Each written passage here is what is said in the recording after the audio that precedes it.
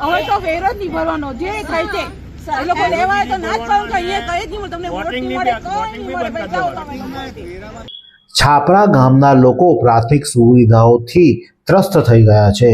છાપરા ગામનો જે પ્રાથમિક શાળા છે ત્યાંનો જે મુખ્ય માર્ગ છે 6 મહિના કરતાં પણ વધુ સમય પહેલાં તેને ખોદી દેવામાં આવ્યો હતો અને ત્યારબાદ તેને સરખો કરવામાં નથી આવ્યો અને જેના પરિણામે લોકો ત્રાહિમામ પુકારી ચૂક્યા છે. ચોમાસામાં પણ લોકો કાદવ કીચડમાંથી આવવા જવા મજબૂર બન્યા હતા. તો પ્રાથમિક શાળામાં આવતા 500 કરતાં વધુ વિદ્યાર્થીઓએ પણ આ જ રસ્તાનો ઉપયોગ કરવો પડે છે. જીવના જોખમે સાયકલો પર આવી રહ્યા છે. તો કેટલીક વાર તેઓ પટકાય પણ છે, તેમને વાગે છે, તેમના કપડાઓ ગંદા થાય છે, પરંતુ આ અધિકારીઓના પેટનું પાણી નથી હલતું અને કોઈ પણ ત્યાં ફરક્યું નથી અને વારંવાર ત્યાં આગળ જે ખાલી લાઈનો જે તૂટી જાય છે તે રિપેર કરવા જાય છે, પરંતુ તે પણ યોગ્ય રિપેરિંગ ન થતાં ત્યાંના લોકો ત્રસ્ત થઈ ચૂક્યા છે અને હવે ત્રાહિમામ પુકારી ઉઠ્યા છે.